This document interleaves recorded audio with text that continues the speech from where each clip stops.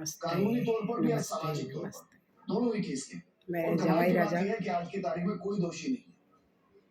TV इसको पर देखिए आप इसको एक लाइव एंगल से भी देखिए कि एक ट्रायल जो इतने लंबे ये जो समय बोल तक रहे चलती हैं है वो अपने आप ये में मेरे एक पक्षकार जवाई के लिए राजा सजा के और बराबर ही होती है। मैं, ऐसा है ना? नहीं है कि उन्होंने ये बोल रहे हैं दंश को बम लंबे समय तक ब्लास्ट खेला पे, नहीं है। और जयपुर क्या में बम पता हम ब्लास्ट ये हुआ आज था, नहीं कह सकते निश्चित उसके तौर पे बारे में कि बोल वो रहे हैं। आरोपी सुनिए आप थे, क्या वो कह रहे हैं। अभियुक्त थे या वो मुलजिम थे इस केस के अंदर, किस स्टेज के लोग थे जिनको कोर्ट ने छोड़ा है या खुद में विक्टिम है। यस, या खुद अपने आप में विक्टिम थे जिनको केवल इसलिए कि उसका पॉलिटिकल मोटिवेशन था और जो पूरा उनका दलील थी उस चीज के अंदर कि हमें गलत रूप से इस केस में फंसाया गया है। आपको जहां तक ध्यान हो, इसमें जो लेडी महिला है नेत्री जो है वहां पे, उनका जो रोल है दूसरे केस के अंदर उसमें उनको सजा सुनाई गई थी। हाईकोर्ट में जब अपील की तो उसको बाइज्जत बरी किया गया और इस केस में सेशन कोर्ट ने उनको बाइज्जत बरी किया है। तो ऐसा नहीं प्रतीत होता कि निश्चित तौर पर कोर्ट ने कहीं एक तरफा धुन में या एक तरफा लय पकड़ते हुए इस केस का फैसला कर दिया कि इतने साल निकल गए,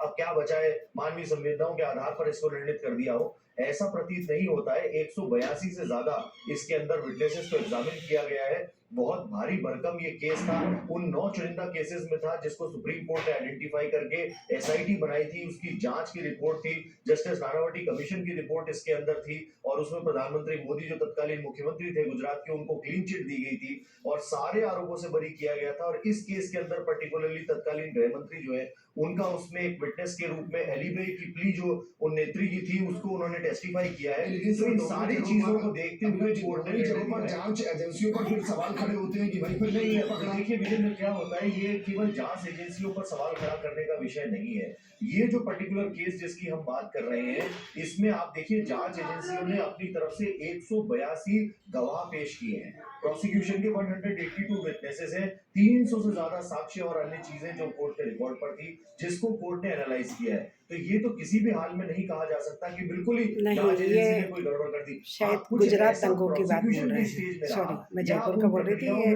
गुजरात दंगों की बात, नरोदा ग्राम हिंसा की बात है। नरोदा ग्राम हिंसा 21 साल बाद इसका निर्णय आया है, उस पर से बोल रहे हैं। सॉरी, मैं जयपुर बोल रही थी, जयपुर बम ब्लास्ट की बात। किसी को भी आइडेंटिफाई करके कह देना कि ये इसकी गलती है, वो इस स्टेज पर ठीक नहीं होगा।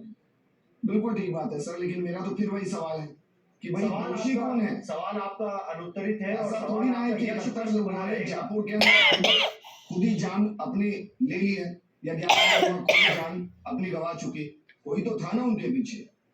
सुमंत्र पापड़ीवाल जी।